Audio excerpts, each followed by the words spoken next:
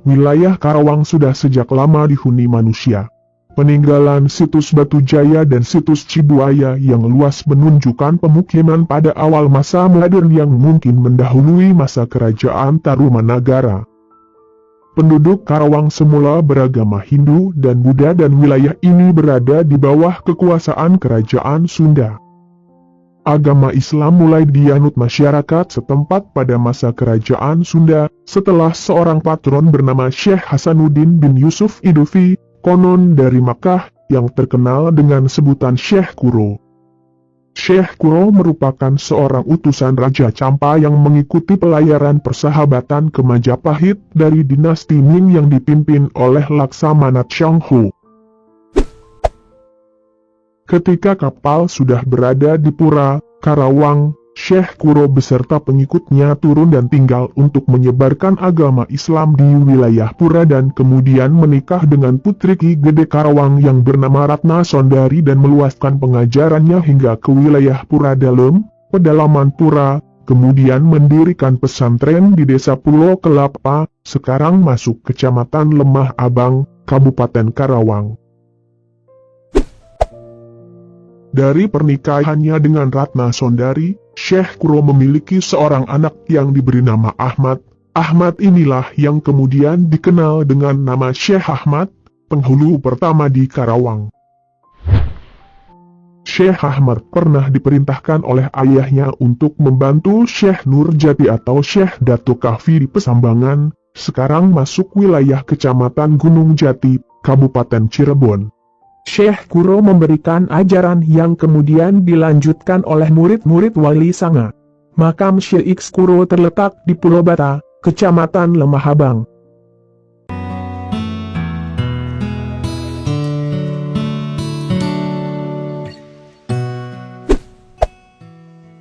Pada tahun 1518, Syekh Syarif Hidayatullah mengutus Janapura yang merupakan muridnya yang berasal dari Kudus untuk membuat sebuah pedukuhan di dekat laut di wilayah ujung Karawang yang sekarang berada di sekitar Pisangan, Sedari, Karawang.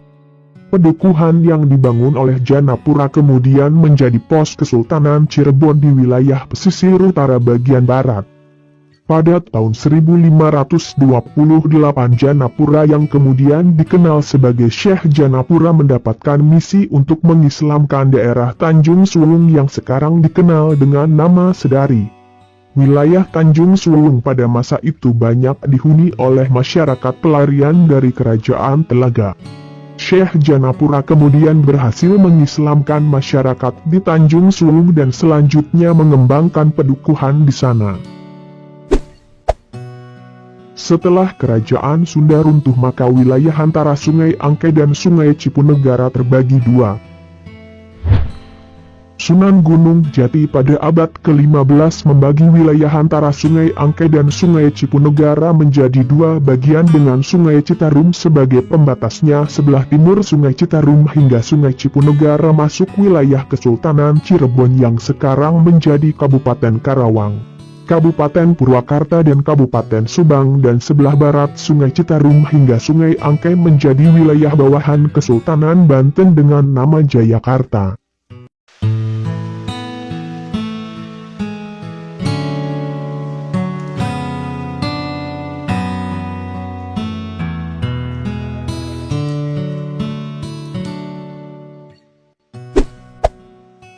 Sebagai suatu daerah berpemerintahan sendiri tampaknya dimulai semenjak Karawang diduduki oleh Kesultanan Mataram, di bawah pimpinan Wiraperbangsa dari Sumedang Larang tahun 1632. Kesuksesannya menempatkannya sebagai Wedana pertama dengan gelar Adipati Kertabumi III. Semenjak masa ini, sistem pertanian melalui pengairan irigasi mulai dikembangkan di Karawang dan perlahan-lahan daerah ini menjadi daerah pusat penghasil beras utama di Pulau Jawa hingga akhir abad ke-20.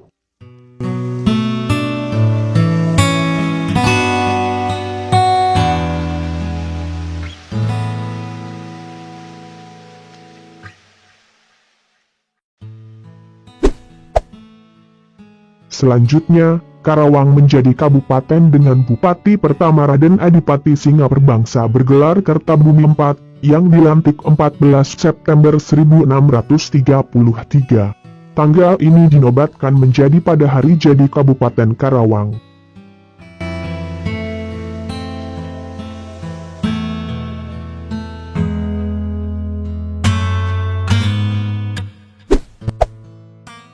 Pada masa menjelang kemerdekaan Indonesia, Kabupaten Karawang menyimpan banyak catatan sejarah.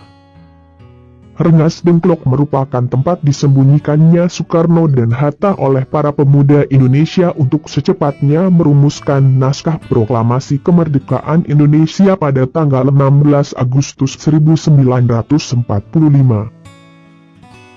Kecamatan Rengas Dengklok adalah daerah pertama milik Republik Indonesia yang gagah berani mengibarkan bendera merah putih sebelum proklamasi kemerdekaan Indonesia digaungkan.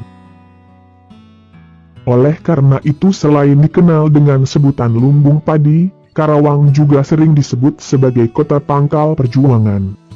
Di Rengas Dengklok didirikan sebuah monumen yang dibangun oleh masyarakat sekitar. Kemudian pada masa pemerintahan Megawati didirikan Tugu Kebulatan Tekad atau warga sekitar menyebutnya dengan Tugu Bojong, untuk mengenang sejarah Republik Indonesia.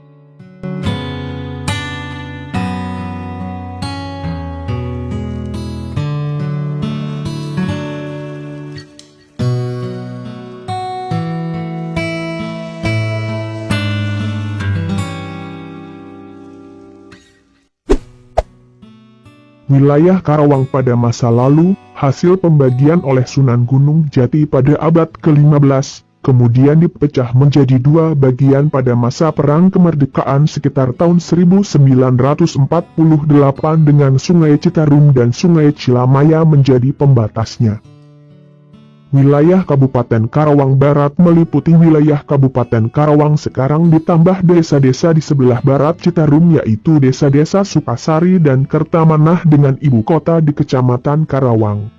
Sementara Kabupaten Karawang Timur meliputi wilayah Kabupaten Purwakarta dikurangi desa-desa di Kecamatan Sukasari, yang dahulu masih bagian dari Kabupaten Karawang, dan Kabupaten Subang dengan ibu kota di Kecamatan Subang. Lalu kemudian pada tahun 1950, nama diubah menjadi Kabupaten Karawang Timur menjadi Kabupaten Subang, dengan ibu kota di Kecamatan Subang dan Kabupaten Purwakarta dengan ibu kota di Kecamatan Purwakarta. Karena pada tahun yang sama berlangsung proyek besar Bendungan Insinyur Juanda atau yang dikenal dengan nama Bendungan Jatiluhur, maka pemerintah pusat pada masa itu merasa perlu untuk menyatukan wilayah Waduk Jatiluhur ke dalam satu wilayah kerja yang akhirnya diputuskan dimasukkan ke dalam wilayah Kabupaten Purwakarta. Sehingga pada tahun 1968 wilayah Kabupaten Karawang harus melepaskan desa-desa yang berada di sebelah barat Sungai Citarum yang masuk dalam proyek besar Bendungan Insinyur Juanda atau Bendungan Jatiluhur.